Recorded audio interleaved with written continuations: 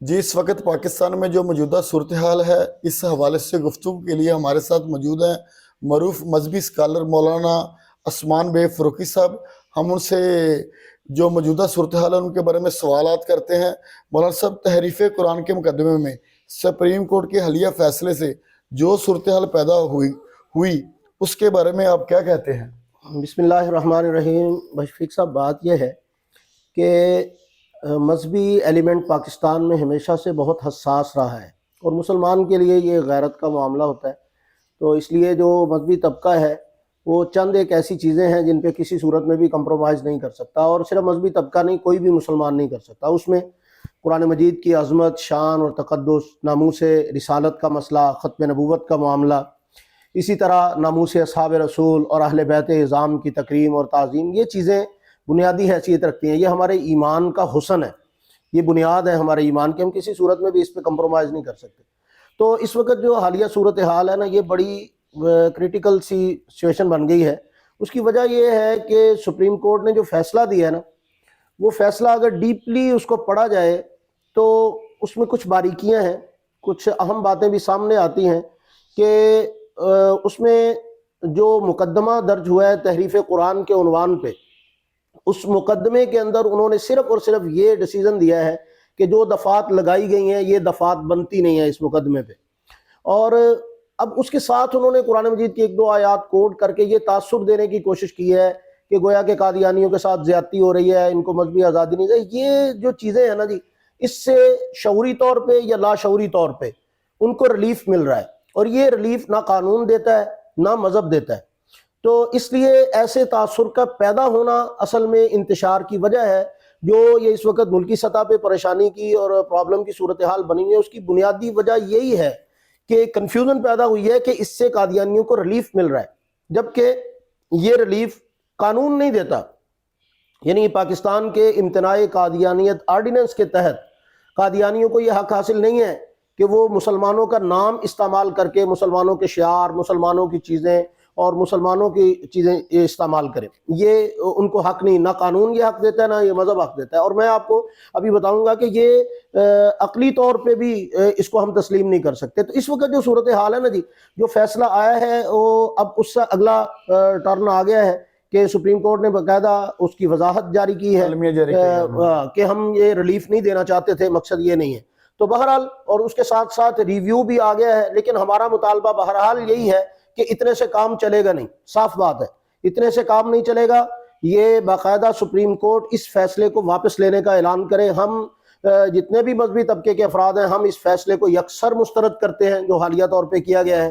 یہ فیصلہ قابل قبول نہیں ہے، اس فیصلے کو کالعدم قرار دیا جائے اور واضح طور پر ایسا ڈیسیژن دینا چاہیے جس سے امتناع قادیانیت آرڈیننس کا بھی تحفظ ہو، اور جو پہلے سے قادیانیوں کے بارے میں قانونی حیثیت آئینی طور پہ طے ہو چکی ہے اس کے اندر کسی قسم کی چھیڑ چھاڑ کا تاثر پیدا نہ ہو۔ مولانا صاحب، دیگر مذہبی جس طرح آزادی ہے تمام کو پاکستان میں، اس طرح قادیانی کو آزادی مذہبی آزادی کیوں نہیں ہے؟ آخر پرابلم کیا ہے؟ یہ آپ کا بہت خوبصورت سوال ہے، تو اس کو سمجھانے کے لیے ایک چھوٹی سی مثال دوں گا۔ آپ کوئی بھی پروڈکٹ لانچ کرتے ہیں، آپ کا ایک مونوگرام ہے، آپ کا ایک ٹریڈ مارک ہے جو آپ کے نام پہ رجسٹرڈ ہے۔ آپ اپنا ٹریڈ مارک اور اپنا مونوگرام کسی دوسرے کو استعمال نہیں کرنے دیتے۔ اگر کوئی بندہ بالکل وہی چیز تیار کرتا ہے یا اس سے ملتی جلتی چیز تیار کرتا ہے تو وہ اپنا ٹریڈ مارک، اپنا نام لے کے اگر مارکیٹ میں آتا ہے تو کوئی پرابلم نہیں ہے، کسی کو کیا ایشو ہے؟ وہ اپنا نام لے کے صابن بیچے، سرف بیچے، جوس بیچے، گولیاں بیچے، دوائیاں بیچے، جو مرضی بیچے، اس کا مسئلہ ہے۔ اسی طرح جو اسلام کے نام کا مونوگرام ہے نا، یہ الاٹ شدہ ہے جناب سیدنا محمد رسول اللہ صلی اللہ علیہ وسلم کی ذات گرامی کے ساتھ، یہ حضور کے ساتھ خاص ہے۔ یہ اسلام وہ مذہب ہے جس کے بانی، جس کے ہیڈ، جس کے رہبر و رہنما اور مقتدا حضرت جناب سیدنا محمد رسول اللہ صلی اللہ علیہ وسلم ہے، جن پہ نبوت ختم ہو چکی ہے، ان کے بعد کسی نئے نبی کا کوئی تصور نہیں ہے، ٹھیک ہے؟ تو اب قادیانی جو ہیں وہ ختم نبوت کے باغی ہیں، وہ جناب رسول اللہ صلی اللہ علیہ وسلم کے بعد ایک نئے نبی کو مانتے ہیں۔ تو جب وہ نئے نبی کے امتی ہیں تو حضور کی امت سے تو نکل گئے۔ اور یہ ایک اصولی سی بات ہے یار، دیکھو کوئی بندہ ایسا نہیں ہو سکتا جو بیک وقت دو نبیوں کا امتی ہو۔ جو عیسائی ہے وہ کہتا ہے میں عیسیٰ علیہ السلام کا امتی ہوں، وہ جناب رسول اللہ کا امتی نہیں ہے۔ جو رسول اللہ کا امتی ہے وہ کبھی نہیں کہے گا کہ میں جی حضور کا امتی بھی ہوں، میں عیسیٰ علیہ السلام کا امتی ہوں۔ وہ مانتا سارے نبیوں کو ہے، لیکن امتی صرف جناب محمد رسول اللہ صلی اللہ علیہ وسلم کا ہے۔ ٹھیک ہے. تو اسی طرح ہم عیسائی حضرت عیسیٰ علیہ السلام کو مانتے ہیں، میں بھی حضرت عیسیٰ علیہ السلام کو مانتا ہوں، آپ بھی مانتے ہیں، لیکن ہم عیسائی نہیں کہلاتے. کیوں؟ کہ امتی ہم جناب رسول اللہ صلی اللہ علیہ وسلم کے. تو یہ امتی مرزا غلام احمد قادیانی کے ہیں. تو جب یہ قادیانی کے امتی ہیں تو پھر مسلمان کس لیے کہلواتے ہیں؟ اور قانون بھی ان کو مسلمان نہیں کہتا، مذہب بھی ان کو مسلمان نہیں. یہ اپنا مونوگرام، اپنا ٹریڈ مارک یوز کریں، ایز اے قادیانی سامنے آئیں، اقلیت کے طور پر اپنے سامنے آپ کو اقلیت تسلیم کریں. ان کو پاکستان کے قانون نے اقلیت قرار دیا، یہ خود کو اقلیت مانے.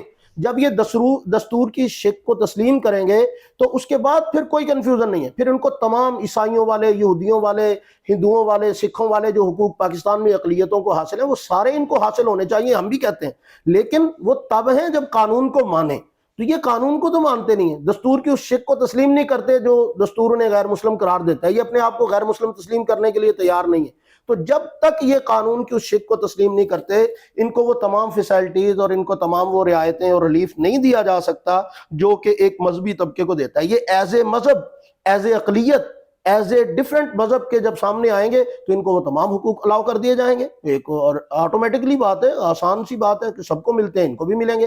لیکن یہ تو ایک دو نمبری اور بغاوت ہے نا. کوئی بھی بندہ اپنا مونوگرام نہیں یوز کرنے دیتا، یہ سیدھی سیدھی دو نمبری ہے، 420 ہے. تو جب اسلام کے مونوگرام کو یوز کر کے دھوکہ دیں گے تو یہ تو نہ مذہب تسلیم کرتا ہے، نہ قانون اس کی اجازت دیتا ہے. تو ہمارا اصل مسئلہ یہی ہے کہ یہ اپنی اصل قانونی جو حیثیت ہے اس کو تسلیم کریں، اس کے بعد جو ان کے حقوق بنتے ہیں وہ رائٹس ان کو دیے جائیں.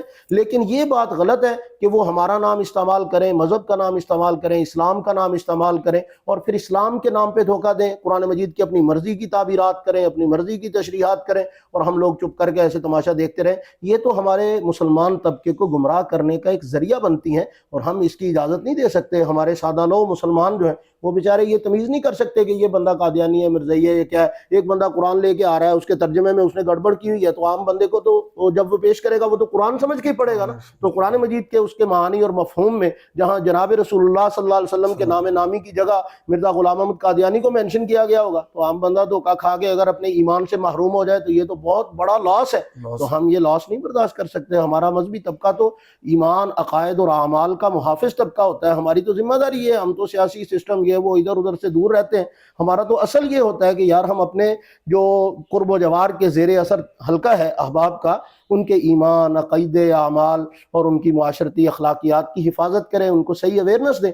تو ہم اپنی ذمہ داری پہلے بھی ادا کرتے تھے، اب بھی کرتے ہیں، آئندہ بھی کرتے رہیں گے. باقی سپریم کورٹ کے اس فیصلے کے حوالے سے ہم بار بار چیف جسٹس صاحب سے بار بار اپیل کر رہے ہیں کہ اس کو ریویو کیا جائے، اس فیصلے کو دوبارہ، کیونکہ ہمیں چیف صاحب کے بارے میں ہم اچھی طرح جانتے ہیں کہ وہ ان کی سابقہ جو ڈیسیزنز ہیں، ان کے بیانات ہیں، وہ ایک محب وطن اور محب مذہب شخص کی طرح کے ہیں.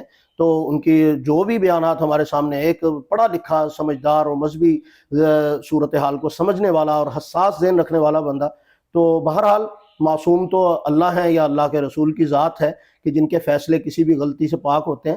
تو اگر کسی معاملے میں کسی جگہ پہ کوئی کمزوری آ جاتی ہے تو اس کو نظر ثانی کرنی چاہیے، یہ حق بنتا ہے. تو ہمارا مطالبہ یہی ہے کہ چیف جسٹس صاحب اس کے اوپر نظر ثانی کریں اور اس فیصلے کو واپس لیں، اور ایسے انداز سے بالکل واضح فیصلہ آنا چاہیے جس سے نہ تو قادیانیت کو ریلیف ملے اور نہ ہی مسلمانوں کے مذہبی طبقات جو عام طبقہ ہے اس میں انتشار پھیلے اور نہ ہی عوام الناس کی گمراہی کا راستہ کھلے. ٹھیک ہے نا؟ یہ ہے جی ہماری یہ اصل صورتحال ہے جو ہم نے بالکل واضح. ایک اور سوال، پوری دنیا میں قرآن پاک نبی کریم صلی اللہ علیہ وآلہ وسلم کی شان میں گستاخی، مذہبی طور پر بار بار ٹیسٹر لگانا مسلمانوں کو، اس میں معاشرے میں ایک انفرادی طور پر عام شخص کا کیا کردار ہونا چاہیے؟ شفیق صاحب، یہ ایک بڑا نازک سا مسئلہ ہے اور بڑا عجیب ہے. اس میں مغربی دنیا اور عالمی قوتیں جو ہے نا وہ دوہرا طرز عمل اختیار کرتی ہیں، جس کو ہم منافقانہ طرز عمل کہیں گے کہ اپنے لیے پیمانہ ہو رہا ہے، ہمارے لیے پیمانہ ہو رہا ہے. جس چیز کو وہ مذہبی آزادی کا نام دیتے ہیں نا، یہ مذہبی آزادی نہیں ہے، یہ مذہبی آوارگی ہے. اس کو یہ کہا جا سکتا کہ بے لگام کر دینا، تو یہ کوئی بھی اس کی اجازت نہیں دیتا. باقی یہ جو ٹیسٹر لگاتے ہیں نا، اس کے لیے میں اپنے احباب کے بارے میں ایک پیغام دینا چاہوں گا کہ یہ ہماری غیرت کو چیک کرنے کا نا ایک تھرمامیٹر ہے جو انہوں نے ایجاد کیا ہوا ہے. یہ ان کے پاس ایک پیمانہ ہے. وہ ہمارے مقدسات کو چھیڑ کر ہماری اوقات چیک کرتے ہیں کہ یہ کتنا ان کے اندر مذہبی کرنٹ باقی ہے. تو مسلمان کو چاہیے کہ خدا نخواستہ جب بھی ایسی صورتحال آئے تو اس کا رد عمل مناسب انداز میں اتنا سخت اور واضح ہونا چاہیے کہ عالمی قوتوں کو یہ میسج جائے کہ ہم اس معاملے پہ کوئی کمپرومائز نہیں کر سکتے۔ لیکن اس میں ایک بات میں ضرور کہنا چاہوں گا، وہ میرا آپ ذاتی رائے سمجھ لیں یا جو بھی، بہرحال وہ میرا شروع سے موقف ہے، میں اب بھی اسی موقف پہ قائم ہوں کہ اس معاملے میں بیوقوفی والا جو طرز عمل اختیار کیا جاتا ہے کہ بازار میں آ کے اپنی دکانیں ساڑ دو اور اپنے ہی جناب جلاؤ گھراؤ کر کو اپنی عمارتیں اور اپنے لاکھ لوگوں کی گاڑیاں جلا دو، اپنے ہی راستے روک کے کھڑے ہو جاؤ، یہ کوئی عقل مندوں والا طرز عمل نہیں ہے۔ یعنی سمجھداری کا طریقہ کار یہ ہے کہ میسج کنوے کرنے کا ایسا انداز ہونا چاہیے کہ جہاں آپ میسج پہنچانا چاہتے ہیں وہاں پہنچے، نہ کہ آپ کے اپنے کبھی ایمبولینسیں رکی ہوئی ہیں، کبھی لوگ پریشان ہو رہے ہیں روڈوں پہ آپ دھرنے دے کے بیٹھے ہوئے ہیں، یہ اس طرح کا انداز نہیں۔ پڑھے لکھے لوگوں کا، سمجھدار لوگوں کا یہ طریقہ اختیار کرنا چاہیے۔ جناب رسول اللہ صلی اللہ علیہ وسلم اور صحابہ کرام کے دور میں جب بھی ایسا کوئی معاملہ پیش آیا تو اس کا کبھی بھی ایسا رد عمل نہیں ہوا جس طرح کے ہمارے ہاں ہوتے ہیں۔ تو یہ رد عمل کوئی، میں نہیں سمجھتا کہ کوئی سمجھداری والا رد عمل ہے یا اس کا کوئی اچھا میسج جاتا ہے کہ اپنی ہی چیزیں جلا کے آپ کیا میسج دینا چاہتے ہیں، یا اپنے ہی دکانوں کو یا اپنے ہی اداروں کو نقصان پہنچا کے کیا میسج دینا چاہتے ہیں، اس سے تو کوئی اچھا میسج نہیں جاتا۔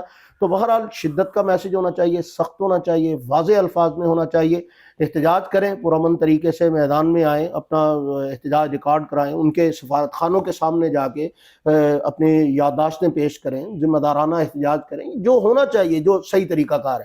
لیکن جلاؤ گھراؤ توڑ پھوڑ یہ وہ نہ اسلام اس کی اجازت دیتا ہے، نہ اس کا کوئی اچھا رد عمل آتا ہے، یعنی اس کے بعد نقصانات اور مصائب اور مسائل بنتے ہیں، بلکہ اس سے بعض دفعہ ایسا ہوتا ہے کہ عالمی قوتوں کو اس کو بہانہ بنا کے اسلام کو مزید بدنام کرنے کا موقع ملتا ہے، اور میں نہیں سمجھتا کہ یہ کوئی اچھا طریقہ مقصد کار۔ آخری سوال، قبلہ اول بیت المقدس فلسطین پر جی اس صدی کا بدترین ظلم و جو بربریت کی جو ایک جنگ جو کھیل جا رہی ہے اس بارے میں آپ کیا کہیں گے؟ یہ ایک بہت بڑا دردناک المیہ ہے اور تکلیف دہ ترین صورتحال ہے، اور اس وقت میں سمجھتا ہوں یہ دجالی فتنے کے عروج کا زمانہ ہے، اور دشمن عالمی سطح پر جو اسلام دشمن قوتیں ہیں وہ اپنا آخری کھیل کھیلنے کے لیے فائنل راؤنڈ میں آ چکی ہیں۔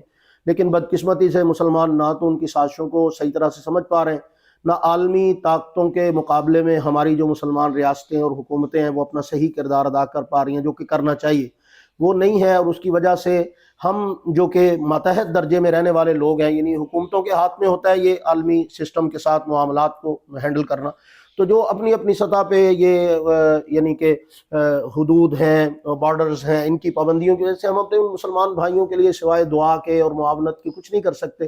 لیکن ایک دل ہے وہ کڑتا ہے، تکلیف میں ہے، تو ہم اپنے مسلمان حکمرانوں سے خاص طور پہ مطالبہ کریں گے کہ اس میں کردار ادا کریں۔ مسلمان ایک امت ہے، ان میں خواہ وہ دنیا کے کسی خطے میں رہتا ہو، وہ مسلمان کا دل ایک دوسرے کے ساتھ دھڑکتا ہے، محبتیں آپس میں ہیں، اور اللہ کے نبی صلی اللہ علیہ وسلم نے ہمیں یہ تعلیم سکھائی ہے کہ کسی بھی دنیا میں رہنے والے کسی مسلمان کو تکلیف پہنچے تو ہر مسلمان کو اس کا احساس ہونا چاہیے۔ تو میں سمجھتا ہوں کہ جو اس وقت غزہ کے مسلمانوں کے ساتھ ہو رہا ہے، فلسطین کے مسلمانوں کے ساتھ ہو رہا ہے، تو یہ ایک بہت بڑا ظلم عظیم ہے۔ اس ظلم کے خلاف ہر سطح پہ آواز اٹھانی چاہیے، اور حکومتوں کو خاص اپنا کردار ادا کرنا چاہیے، اور ان طاقتوں پہ دباؤ ڈالنا چاہیے اپنا ہر اعتبار سے کہ وہ اس ظلم کو بند کریں۔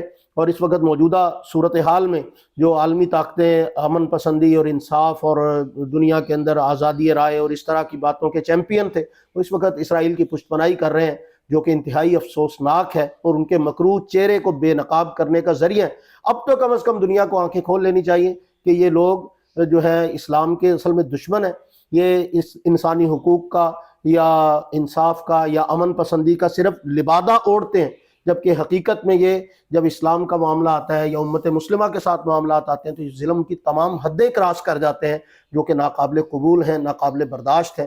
تو اس لیے جس درجے میں اس ظلم کی مذمت کی جائے وہ کم ہے، ضرور کرنی چاہیے، اور اس ظلم کو فوری بند ہونا چاہیے۔ فلسطین ہمارا قبلہ اول، وہاں پہ بیت المقدس ہے، اس کا احترام، اس کی آزادی ہماری اولین ترجیحات میں سے ہونی چاہیے، اور اس کے لیے ہر مسلمان کو اپنے اپنے حدود اور دائرہ کار میں رہ کے جس قدر حیثیت ہمت ہے ان کا دست و بازو بنے، ان کے ساتھی بنے، ان کے لیے دعا کریں، ان کی معاونت کریں۔